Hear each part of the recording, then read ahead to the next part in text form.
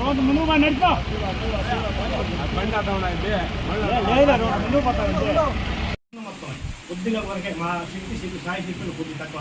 అదే ప్రభుత్వం నుంచి సేవ జరిగితే ఇంత యొక్క పేదవాడు లబ్ధి పొందుతాడన్న ఆలోచనతో ఆయన అయితేనే మనకి సలహా కార్యక్రమం చేయగల ఉద్దేశంతో ఈరోజు ఎన్ఆర్ఎల్ అంతా బయట దేశానికి దాదాపు 400 మంది USA, Canada, Australia, Britain, Singapore నుంచి 400 మంది విజయవాడ రావడం జరిగింది. విజయవాడ నుంచి 4 బస్సులు బయలుదేరి రాష్ట్రం నలుగురు ఎన్ఆర్ఐ జగన్మోహన్ రెడ్డి మాకు కావాలి, ఏపీ రైట్ జగన్ అని చెప్పే విధంగా మేము ప్రచారం చేస్తున్నాం.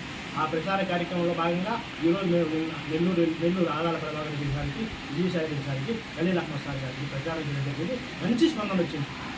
ఏ వ్యక్తితో మాట్లాడినా కూడా, ఎవరితో మాట్లాడినా కూడా ఖచ్చితంగా మేము జగన్ సార్గా ఓటేస్తాము, జగన్ సార్గా మేము గెలిపిస్తామని చెప్పి ప్రతి ఒక్క వ్యక్తి మాకు తెలియని పాయింట్లు కూడా వాళ్ళే చెప్తారు. ఈసారి మాకు ఈ విధంగా మేము చెప్తున్నాము. ఒక ఆటో డ్రైవర్ అయితే అన్న నాకు ఆపరేషన్ చేశారు, 2 లక్షల రూపాయలు గవర్నమెంట్ ఇచ్చింది, 10,000 రూపాయలు 4 సంవత్సరాలు 10,000 రూపాయలు లెక్క తీసుకున్న జగన్మోహన్ రెడ్డి వల్లే ఇది సాధ్యమైందా, ఇంతకుముందు ఏ గవర్నమెంట్ మాకు చేయలేదు అనే విధంగా అతను కూడా చెప్పడం నాకు చాలా సంతోషం.